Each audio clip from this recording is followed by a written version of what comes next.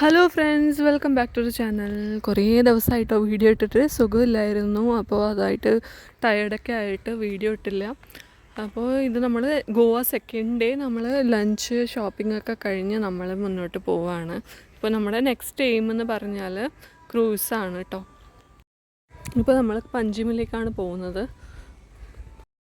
ക്രൂസിൽ പോകാന്നുള്ളത് നമ്മുടെ എല്ലാവരുടെ മനസ്സിലുണ്ടായിരുന്നൊരു കാര്യമാണ് കേട്ടോ.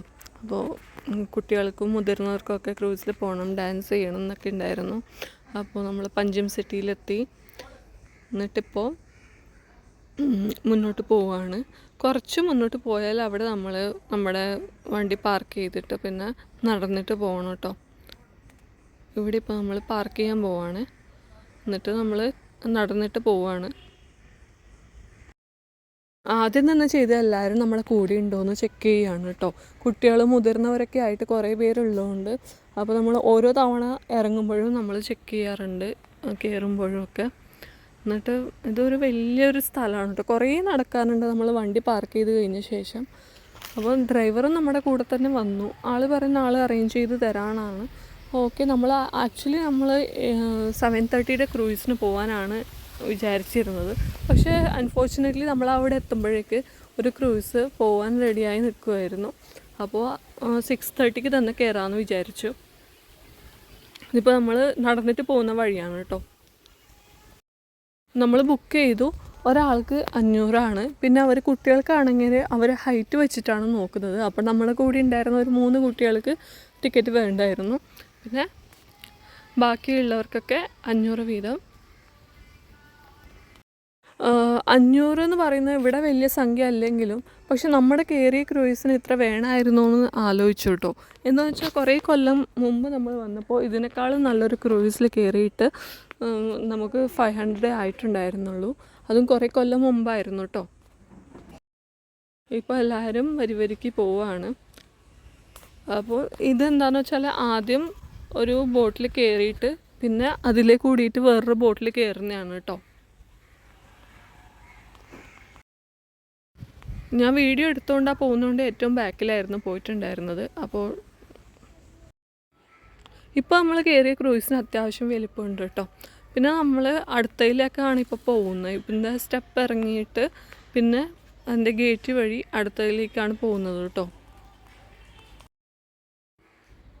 അപ്പോൾ ചെറിയ ചെറിയ സ്റ്റെപ്പാണ്, പക്ഷേ കയറാനും ഇറങ്ങാനും സെപ്പറേറ്റ് വഴിയുണ്ട്. നമ്മളോട് ആദ്യം ഇവിടെ ഇതിൻ്റെ ഉള്ളിൽ കയറാനാണ് പറഞ്ഞത് കേട്ടോ. ഈ ഫ്ലോറിൻ്റെ ഉള്ളിൽ കയറാനാണ് പറഞ്ഞത്. ഞങ്ങൾക്ക് മുകളിൽ കയറണമെന്നുണ്ടായിരുന്നു. അപ്പോൾ ഉള്ളിൽ കയറിയപ്പോഴാണ് ഇവിടെ നല്ല ലൈറ്റൊക്കെ ഇട്ടിട്ട് സെറ്റാക്കി വെച്ചിട്ടുണ്ട്, ഡാൻസൊക്കെ ഉണ്ടെന്നാണ് പറഞ്ഞത്. നമ്മൾ ആദ്യമായിട്ടാണ് ഇങ്ങനെ താഴത്തെ ഫ്ലോറിൽ ഇരിക്കുന്നത്. മുന്നേ ഗോവയ്ക്ക് വരുമ്പോൾ ക്രൂസിൽ വന്നിട്ടുണ്ടെങ്കിലും നമ്മൾ ടോപ്പ് ഫ്ലോറിൽ പോയിട്ട് അവിടെ ഈ എന്താ പറയുക, കായലിൻ്റെ കാറ്റൊക്കെ ആസ്വദിച്ചിരിക്കുകയായിരുന്നു. ഈ ബ്രിഡ്ജെന്ന് പറഞ്ഞാൽ അടൽ സേതു ആണ് കേട്ടോ. നമ്മുടെ മുൻ പ്രധാനമന്ത്രിയായ അടൽ ബിഹാരി വാജ്പേയിയുടെ പേരിലാണ് ഈ ബ്രിഡ്ജ് ഉള്ളത്.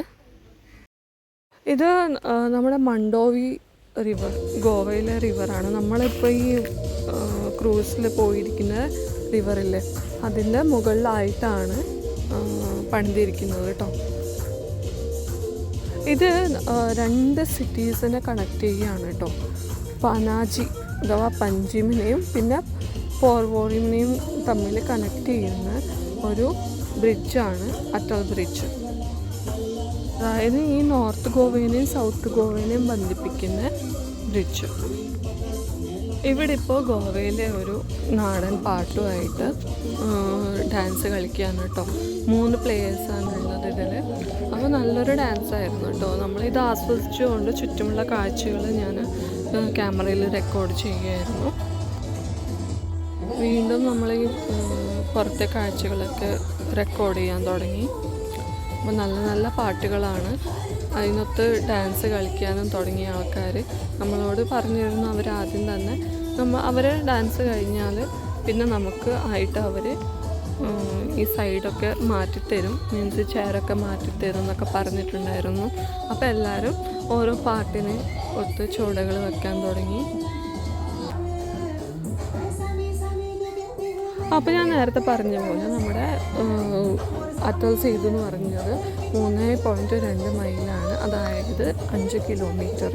അത് 2019 കേട്ടോ ഉദ്ഘാടനം ചെയ്തത്. പിന്നെ ഹെവി വെഹിക്കിൾസിനാണ് ഇതിൽ ഇമ്പോർട്ടൻസ് കൊടുക്കുന്നത്. ചെറിയ വെഹിക്കിൾസിന്, അതായത് 2 വീലേഴ്സിനും 3 വീലേഴ്സിനും ഒന്നും ഇത് കൊടുക്കുന്നില്ല, പ്രവേശനം കൊടുക്കുന്നില്ല എന്നാണ് ഞാൻ ഇതിനെക്കുറിച്ച് അന്വേഷിച്ചപ്പോൾ മനസ്സിലായത്. പക്ഷേ ഞാൻ അതിലെ കൂടി കണ്ടിരുന്നു കേട്ടോ വെഹിക്കിൾസ്. ഈ അറ്റൽ സേതു എന്ന് പറയുന്നത് നമ്മുടെ രാജ്യത്തിലെ ഏറ്റവും വലിയ മൂന്നാമത്തെ കേബിൾ സ്റ്റേഡ് ബ്രിഡ്ജാണ്. പോകാൻ റെഡിയായി നിൽക്കുന്നത്. ഓൾറെഡി സ്റ്റാർട്ട് ചെയ്തു പോയ കുറേ വ്യൂസൊക്കെ കണ്ടു. കുറച്ച് നേരം ഡാൻസൊക്കെ കളിച്ച് കഴിഞ്ഞ ശേഷം ടയേർഡായിട്ടോ പിന്നെ കുറേ നേരം ഇങ്ങനെ പുറത്തെ കാഴ്ചകളൊക്കെ നോക്കി നിന്നു. ഇപ്പോൾ രാത്രി സമയത്ത് ഈ ബോട്ടൊക്കെ കാണാൻ നല്ല രസമുണ്ട് കേട്ടോ. അപ്പോൾ 2 വശത്തേക്കും പോയി നോക്കി. പിന്നെ നമ്മൾ മെല്ലെ മുകളിലേക്ക് പോകാമെന്ന് വിചാരിച്ചിട്ടോ. മുകളിൽ ഇങ്ങനെ ഇതിൽ ഈ പുഴയിലെ കാറ്റൊക്കെ കൊണ്ട് നിൽക്കുന്നത് നല്ല രസമുണ്ട്. നമ്മൾ മുൻപും ഇതിൽ വന്നിട്ടുണ്ട്, ഞാൻ പറഞ്ഞില്ലേ, ഈ ക്രൂസിൽ വന്നിട്ടുണ്ട്. പക്ഷേ പണ്ട് വന്നപ്പോൾ വേദിയ നല്ല ചെറുതായിരുന്നു കേട്ടോ. പിന്നെ അത് ഫാമിലിയുടെ കൂടെ ആയിരുന്നു. അപ്പോൾ നമ്മൾ ഏറ്റവും മുകളിൽ പോയിട്ട് ഇരുന്നതായിരുന്നു. പിന്നെ നമ്മുടെ കൂട്ടത്തിൽ നിന്ന് കുറേ ആൾക്കാർ വന്നിട്ടുണ്ടായിരുന്നു താഴേക്ക് ഡാൻസ് കളിക്കാനൊക്കെ. ഇത് കണ്ടോ, ഈ ബ്രിഡ്ജിൻ്റെ ഭംഗിയാണല്ലോ രാത്രി സമയത്ത്, നല്ല രസമല്ലേ. അപ്പോൾ ഇതൊരു ലൈഫ് ബോട്ടാണെന്ന് തോന്നുന്നു കേട്ടോ. ഈ ബ്രിഡ്ജ് നല്ല ലൈറ്റിംഗ് ഒക്കെ ആയിട്ട് നല്ല രസമുണ്ട്. നമ്മൾ കുറേ ഫോട്ടോ ഒക്കെ എടുത്തു കേട്ടോ. പിന്നെ കുറച്ച് സ്നാക്കൊക്കെ കഴിച്ചു. പിന്നെ മെല്ലെ പുറത്തിറങ്ങി വീണ്ടും നമ്മുടെ ആ വണ്ടി നിർത്തിയ ഭാഗത്തേക്ക് പോയിട്ടോ. ഇപ്പോൾ ഇങ്ങനെ നടക്കുമ്പോൾ നേരത്തെ നടന്നതിനേക്കാളും അത്ര ഡിസ്റ്റൻസ് ഇല്ലയെന്ന് തോന്നിയിട്ടോ. എനിക്കാണെങ്കിൽ വേഗം ഒന്ന് റൂമിലെത്തണമെന്നായിരുന്നു. എന്തിനാന്ന് വെച്ചാൽ ഒന്ന് ഫ്രഷ് ആയിട്ട് പിന്നെ വേണം ഇരുന്നിട്ട് ഇന്നത്തെ ഫോട്ടോസൊക്കെ എടുത്ത് നോക്കാനും വീഡിയോസ് സെറ്റാക്കി വെക്കാനും. ആസ് ഓൾവേസ് ഞാൻ പിന്നെയും മുന്നിൽ തന്നെ ആയി. അപ്പോൾ മുന്നിലെ കാഴ്ചകളൊക്കെ വീഡിയോ എടുക്കാൻ നല്ല സൗകര്യമാണ് കേട്ടോ. ഡാൻസൊക്കെ കളിച്ച് എല്ലാവർക്കും ഇപ്പോൾ നല്ലോണം വിശക്കാൻ തുടങ്ങി കേട്ടോ. നമ്മൾ വാങ്ങിയിരിക്കുന്ന വെള്ളമൊക്കെ തീരാനായി. അപ്പോൾ എവിടെയെങ്കിലും നിർത്തണമെന്ന് ഈ ഡ്രൈവറോട് പറഞ്ഞിട്ടുണ്ടായിരുന്നു. ഈ സൂപ്പർ മാർക്കറ്റ് ടൈപ്പ് എവിടെയെങ്കിലും നിർത്തിക്കോളൂ, ഞങ്ങൾ ഇറങ്ങാം എന്ന് പറഞ്ഞിട്ടുണ്ടായിരുന്നു. കാര്യമായിട്ട് ഫുഡ് കഴിക്കാൻ ആർക്കും താല്പര്യമില്ല. ഈ ഫ്രൂട്ട്സും ജ്യൂസും ഒക്കെ ആയിട്ട് ടൈം സ്പെൻഡ് ചെയ്യാനാണ് എല്ലാവർക്കും താല്പര്യം. അപ്പോൾ നമ്മളെ ഡ്രൈവറാണെങ്കിൽ ആൾ മനസ്സിലാക്കിയത് എന്താണാവോ, നമ്മളെ കൊണ്ടുപോയി ഇറക്കിയത് ഒരു ഫ്രൂട്ട് മാർക്കറ്റിലേക്കാണ് കേട്ടോ.